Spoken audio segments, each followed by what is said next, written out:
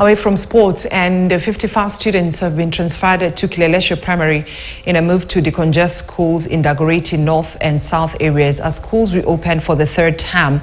An initiative launched by nominated Senator Gloria Oruoba dubbed Soma na Glow. In its inaugural phase, the program has been chartered a bus to aid in the transportation of the students.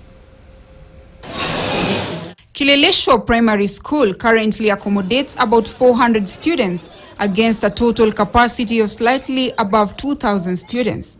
Whereas neighboring schools such as the ones in Kawangware have congested classrooms where as many as 150 students are crammed into one classroom. To address this disparity, Soma na Glow, a program aimed at decongesting schools in the low-income areas, is providing transportation from Kawangware to Kileleshwa Primary and back. When I went out to distribute sanitary pads, I found that some schools have a very high population. And when I asked, I was told it's because those schools are in the localities where the children live in.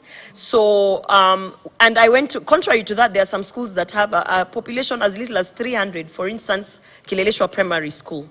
So we made some arrangements. I talked to the headmaster and I found out that we could be able to take in at least as a pilot 55 students. While inaugurating the program, the nominated first-time senator said it is also aimed at granting these students access to quality education.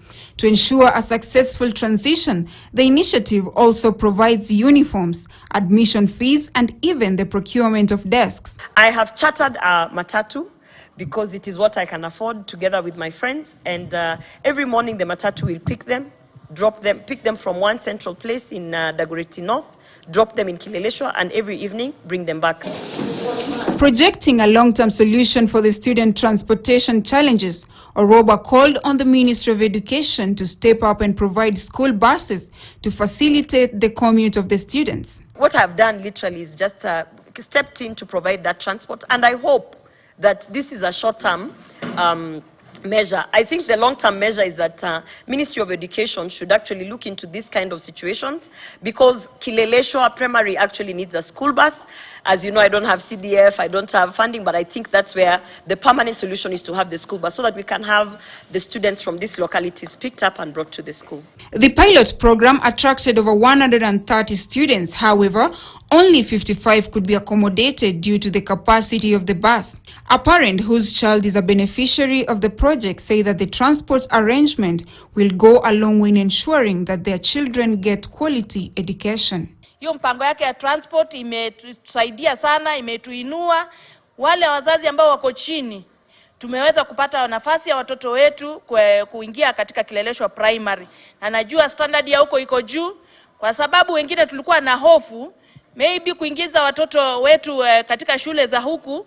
Watoto ni wengi, the ratio of teacher to a pupil ilikuwa iko juu sana. Schools in the low-income areas and the country at large have been grappling with infrastructure challenges and over-enrollment of students. The government has in the recent past expressed its intention to build more schools and expand the existing infrastructure. For KTN News, I'm Dombi Diana. So now, in the recent past, there has been a sustained push